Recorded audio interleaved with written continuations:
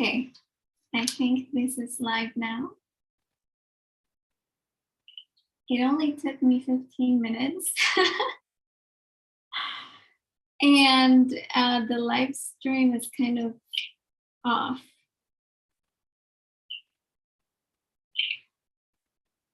Oh my gosh. Okay,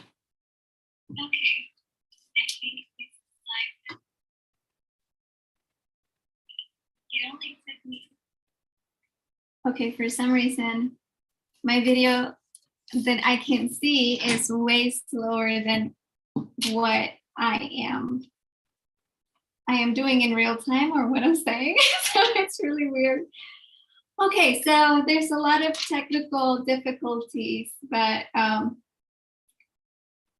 now this live stream is happening and being recorded in a different kind of a live stream link than I planned, because I don't know, I'm not the technology gods are not on my side. So we have a lot to learn, but at least we got the camera going, the right camera. Oh my gosh. So yeah. All right. So I just came home from the office, from teaching. And I wrote some notes here for this topic. So I wanted to talk today about how to be productive when you're feeling unmotivated. This is a topic that comes up with my students, but I feel like it also takes them a while to even admit to this, especially because, you know, if they're talking to a professor, they want to appear like they have it all together.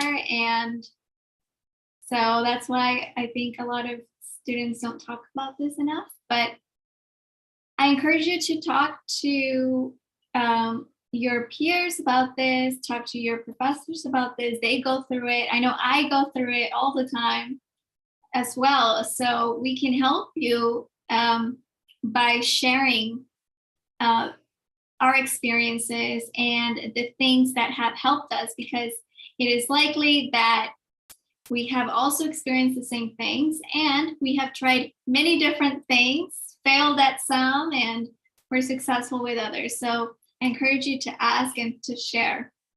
Don't be shy. Okay. Okay, so I wrote some notes here. The first note I have is a note about intrinsic motivation. So, and this is one thing that you've probably heard before when you're feeling low motivation, like to study or to do the different projects that you have in college, or even in grad school. People tell you, well, remember where you started, right? Remember why you're doing this in the first place. Why was it important for you to study and go to college to become an engineer? Why was it important for you to go to grad school to be a psychologist? So go back to those core motivations.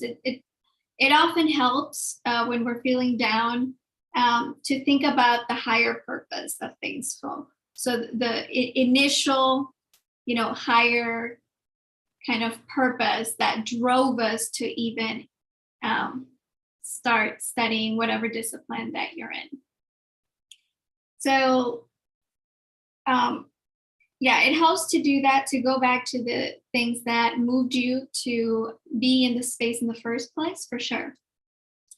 But the second point is, on the day-to-day, right, on a daily basis, we don't move with this in mind all the time.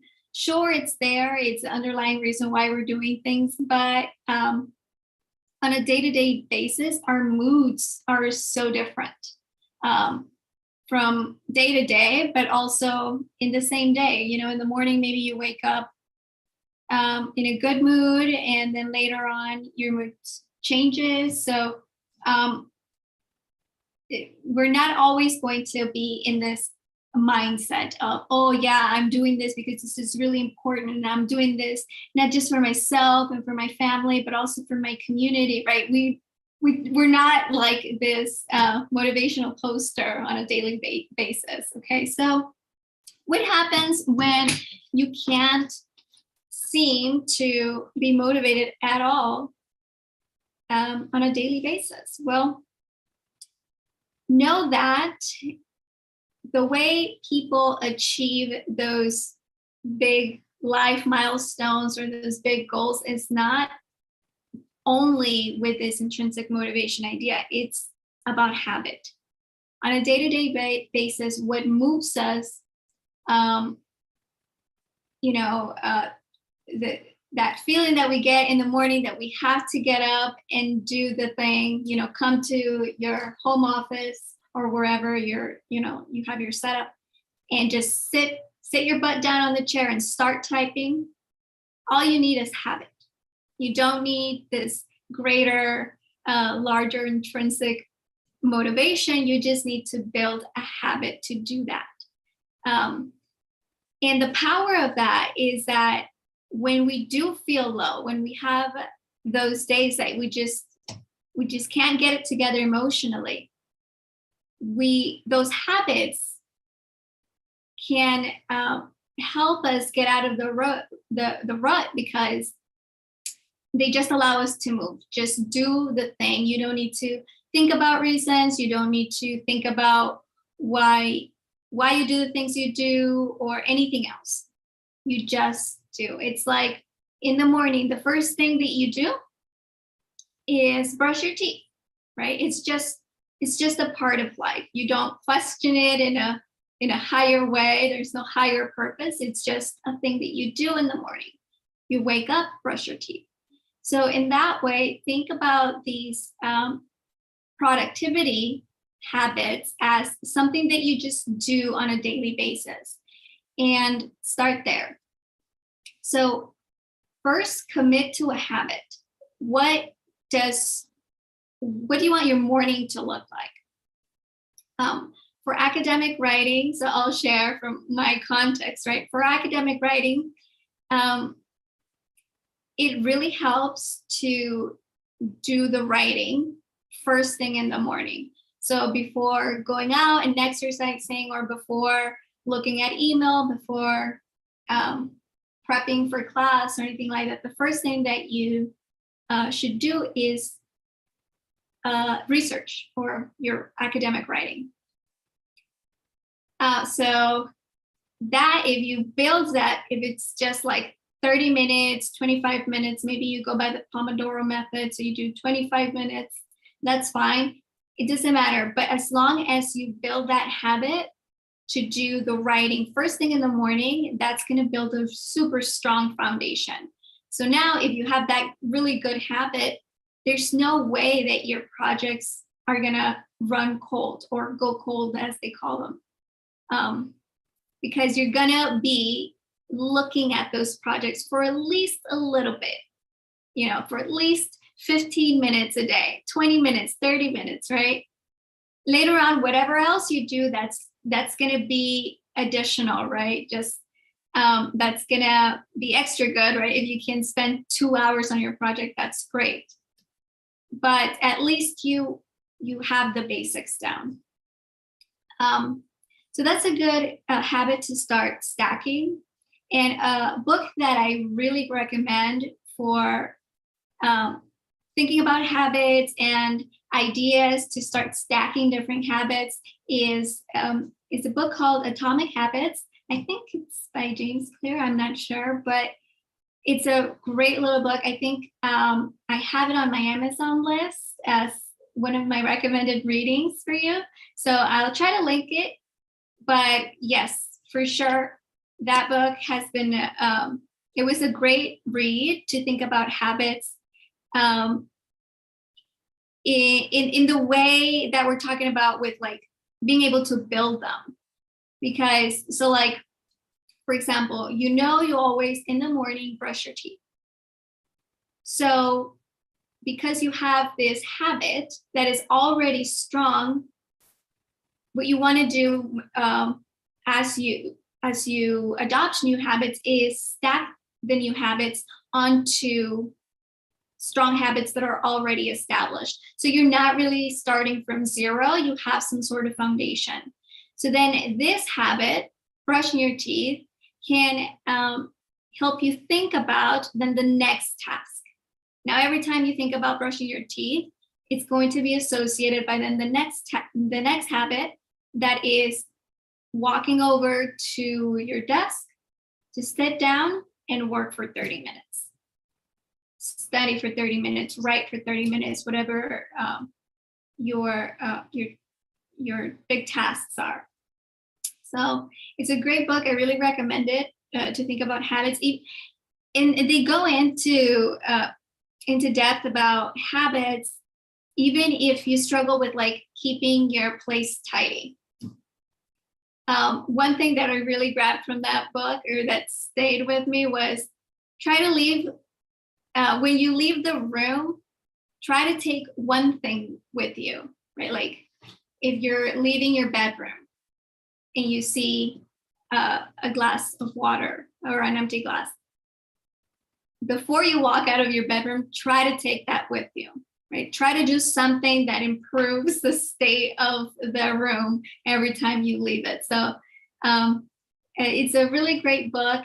The reason why it's called Atomic Habits is because it focuses on that, on the little tiny habits that when compounded, they really make a difference. So anyway, I recommend that. And so coming out of that, if we know, right, that what moves us on a day-to-day basis are these little habits, then I think it's also easier for us to feel a little better about this idea of motivation, right? Like we know that we don't have to be 100%, great mood, motivational poster kind of aura, right? No, we're not always going to be in that state of mind, and that's fine. The habits are going to help us keep moving even when we feel low. So the next note I have here is to plan for these days that you are going to feel low, that you're not going to feel motivated. So at the beginning of the semester or quarter or whatever time period that you plan for, when you sit down to plan out your semester, what you're going to do in that time period, also build in strategies that you can fall on, that you can fall back on when you are feeling low, when your emotions, you're not feeling like you want to do anything. What is one small thing that you can do? And you can really reflect back on times, when you woke up and you didn't feel great and the whole day just went south, but then something happened later, maybe in that evening, that really helped you move. So try to be reflective and really think back on those times so that you can have some sort of action plan, maybe have a list of things that can get you moving. For example, I used to have a little post-it note here on my desk. So when I was in a rut, I would look at the post-it note, and one action item that was on that note was, I think it was write 200 words. And at that point, I was working on my dissertation. And all I had to do was write 200 words. They didn't need to be coherent. They didn't need to be, perfectly put together sentences and paragraphs. It was just 2 words, whatever comes, just do. So that little task allowed me a little strategy for when I'm really not feeling motivated at all. I didn't want to think about my project. I just could look at this post-it note, sit my butt down in my chair and type. all I had to do was write 200 words. And once you get going, that's pretty much like the most difficult part, just getting going. So as you're typing, it is really another form of thinking. Okay, so a lot of people want to think all the ideas until they're perfect and then they can get to writing. But I don't think you're going to be that successful if you always approach writing like this. Because writing in itself is another type of thinking. So once you get going and you're typing, the ideas are going to come. And then those 200 words are going to turn into 1,000, right? Or maybe they're not, but at least that day you were able to move your project forward in any way or in some way. So I recommend that, right? Having some sort of strategy or little list items for those days that you're going to feel low. Because when we sit down to plan our semesters, we think of the ideal, right? Like Monday, Wednesday, Friday, ideally, this is what I'm going to be doing. Tuesday, Thursdays, ideally, this is what I'm going to be doing. But that just assumes that you're going to be feeling great and up for doing all of those things. So also plan for not feeling it. What are you going to do on those dates? What are some items that you can put on that list? Write 200 words. To improve your mood, put Spotify on, listen to music. That definitely makes me feel better. So I put some music sometimes. Go on a walk. Right, so what are things that you can put on that list? Okay, have a plan for the low days. I also have a note here to schedule plenty of breaks.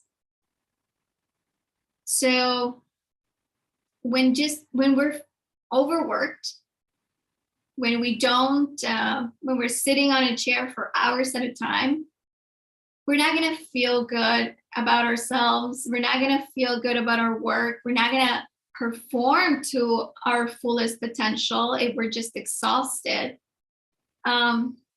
So scheduling breaks, it is actually in the interest of your productivity.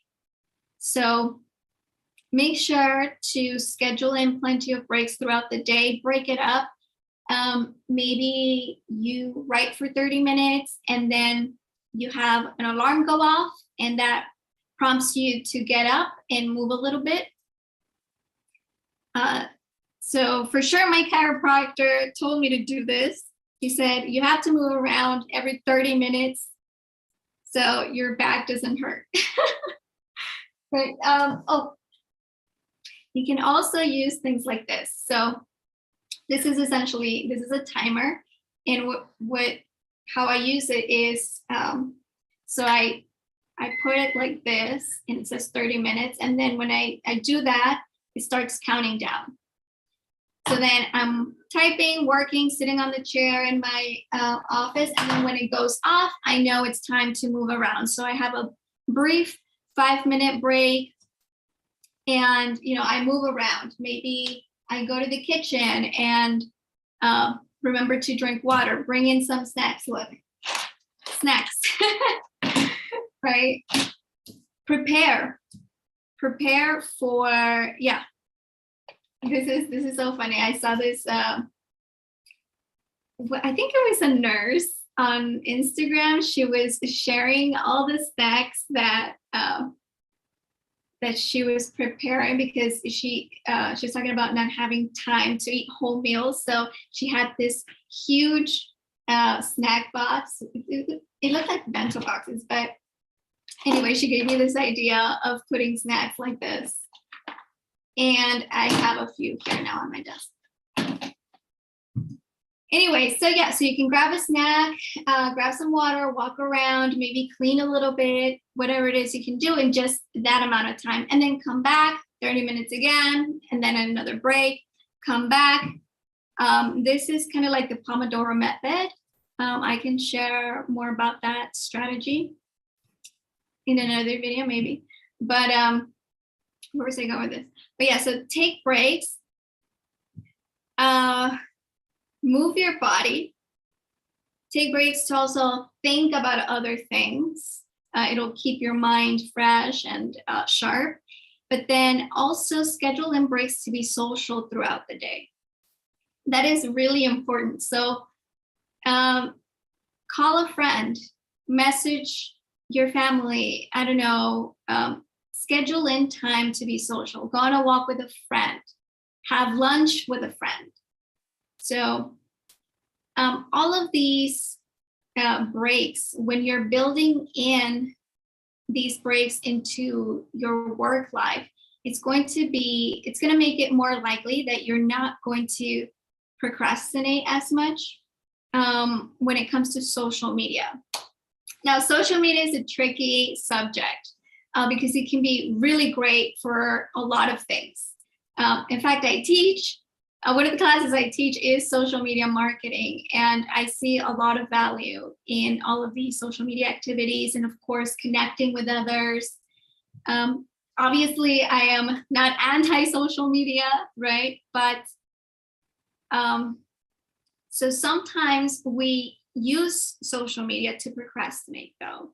And that's when that's one way it can be negative. So, think of why is it that being tired, it's late at night, maybe you had a really long day, you burned through the entire day, you were just working, and now you can finally rest. You can finally go to sleep, enjoy your comfy bed.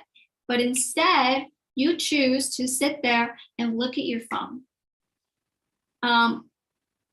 browse through social media, Instagram, check your TikTok, check Facebook, all the things for hours, even though you're sleepy, you're tired. Why do we do this? So I forgot the term. I actually shared this recently on Instagram. So psychologists have a very specific term for this phenomenon. I think it's called revenge.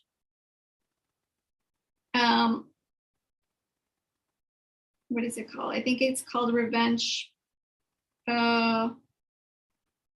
Revenge bedtime procrastination. So this is the conscious avoidance of sleep to regain control and freedom of lost time throughout the day. So subconsciously, it's like you're taking revenge because you spent your whole day working on this thing, no breaks, you didn't socialize with anybody, you didn't think about anything else, and now you go to sleep. If you don't schedule enough breaks throughout the day, you're more likely to then fall into this because it makes sense, right? We don't just want to have an existence that is all work all day and sleep, right? So that's why scheduling in breaks and different kinds of breaks throughout the day is actually really important for your productivity, how sharp you are, how good you feel about the work that you do. So breaks are actually really important. Okay. I have just random scribbles. I need to be a little bit more organized with the things that I want to talk about in these lives. But today was a little bit weird because this isn't the initial live stream link that I shared with everyone. Don't worry, I promise I will get better at this live streaming. Okay. Okay, I have another note here that says, seek the help that you need. So seek the help that you need in order to increase your productivity when you're feeling low. In that context, what is the help that you need? There's all kinds of help that you might need. Like I just gave you some examples of very different kind of help. Like at one point, I went and learned about the Pomodoro method. I dug around a little bit more and I found these cute little Amazon cubes. They're just timers. You can use your cell phone. At one point, I was browsing through meal prepping and all that, right? So that's how I got the ideas for these little snack boxes. So I didn't have a super set idea of what I needed because I wasn't sure what I needed. But once you're there and you try different things, different strategies, that's all I mean about seeking the help that you need. Sometimes we don't know the help that we need, but we just have to make an effort to seek it. So a lot of times students give up on assignments or projects because they just don't understand the material, or they feel really maybe bad about themselves because they don't understand, as if they absolutely have to understand something on the first try. By the way, that is absolutely false. Nobody works like that 100% of the time. And it's okay if you don't understand things. That's why professors have things like this, like office hours. They're really called office hours, but they should be called student hours, because this is the time that professors set aside to spend with students. So you can go to your professors during those office hours, chat with them, ask or share with them your real struggles. Don't try to mask things, just to impress them or something like that. You're going to get more out of those meetings if you can be truthful and just be honest and let them know, what you're struggling with. Maybe it's content related, but maybe it's not. And maybe they can provide some guidance with that. So seek the help that you need, but with this understanding that you might not know what help you actually need. So there's some learning involved, right? So be open to different ideas about things that might help you in your particular situation. So you have to take that initiative, okay? Nobody's gonna come to you. The professor's not gonna stop the entire class and stop and speak just to you and what you need, right?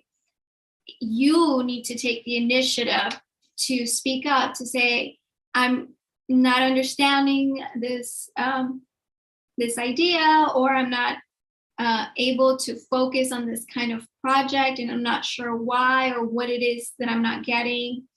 Or, you can go to career and professional services and ask them for tips, right? Or maybe it's a topic for another office on campus. Maybe you really suffer from anxiety, right? So it's gonna take some initiative for you to go and seek things out, right? So look through all the university resources that you have available to you, because it's there. You just have to go and take the initiative. Okay, and this is, okay, I'm gonna talk now about the work environment. So this note is about the physical environment, so how your workspace looks. This can really help with your productivity, just 1,000%, and in very different ways. So like for me, I need to make sure that I'm drinking water and I'm eating snacks throughout the day. So in my desk, I have, here's my water. I have my little snack boxes right there. I also work with this timer, so this is going to be a part of my desk space. So figure out what you need and build it. If you need a clean space and this is the only way that you work, maybe you prefer to work or read paper rather than like an iPad or look at a screen for reading, for example, academic articles. If you need that, then you're gonna need your space that's gonna look a certain way. So invest in building the physical environment that you need to be productive. Okay, a part of this environment is going to be also sound. So background sounds, people sometimes like to put on music. I know sometimes lo-fi beats help, classical music help, something relaxing that's kind of like, you know, a good background sound that is not distracting. Sometimes that works really well, and that helps me actually get into this flow, you know, workflow state. But actually, sometimes, other times, like more disruptive sounds are actually more helpful than even those kinds of sounds. So what I'm talking about is like, you know, the difference between a low instrumental, you know, classical piece, kind of, you know, sort of muted, not that, it doesn't stand out a lot. It's just background noise, right? Or background sounds, versus this, you know, bomb reggaeton song that just makes you want to dance and you want to sing along to it. And it's a lot more, you know, intrusive or disruptive than that kind of a sound, right? Sometimes this is even better. You just have to just try things out, but in a very intentional way and in a reflective way. So I realized that these kinds of songs, you know, songs that make me want to dance or sing along to them, they work for certain tasks that don't require a lot of my brain power, but it takes a lot for me to just sit there and go through the task, right? So those kinds of tasks, it helps when I have fun music that I can even sing along to, and you know, just get the task done.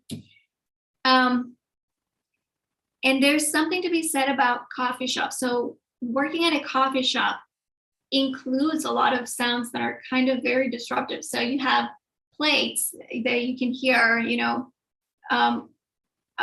cups, people talking, people eating, all kinds of sounds. But what I found was that sometimes it's helpful especially when it was really, really hard to focus. Because what happens is when there's no noise around you, or I mean, it happens to me. I'm not a psychologist, okay? So anybody who has a psychology background, feel free to add to this or correct me. But sometimes when you're trying to focus, or when you're having a hard time focusing, it helps to have more disruption added. Because what happens is, for example, if you're working at a coffee shop and you have all of this commotion going on around you, but you have your work on your laptop, then you're trying harder to focus. So it's a harder effort that you're putting into focusing on the task at hand. And this might work for some people and not others, for sure, but try it out. I find coffee shops really a really good option. So yeah, so think about sounds in different ways. You don't have to stick to, you know, very particular kind of sound that people say, oh, this is the way to be more productive. I mean, with any of these things, you need to try out things and then just be reflective and then choose what works for you. It's going to be different for everybody. And then it's going to be different for the different kind of tasks you're doing, your mood. So play around, be intentional about it. Okay. So, and this last thing I want to say is it really helps to be productive by making these tasks social. So at the beginning of the semester, when you're planning out your semester, also try to think of ways that you can build in some social aspects that, or social activities that are going to help you stay or keep you accountable. So what do I mean by this?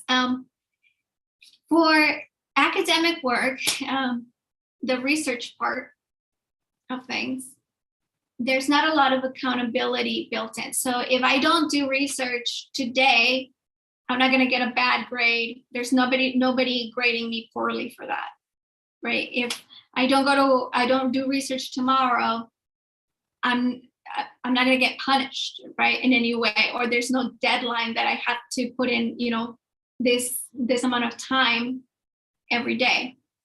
So there's no accountability in the way that there is for other tests, like for my classes.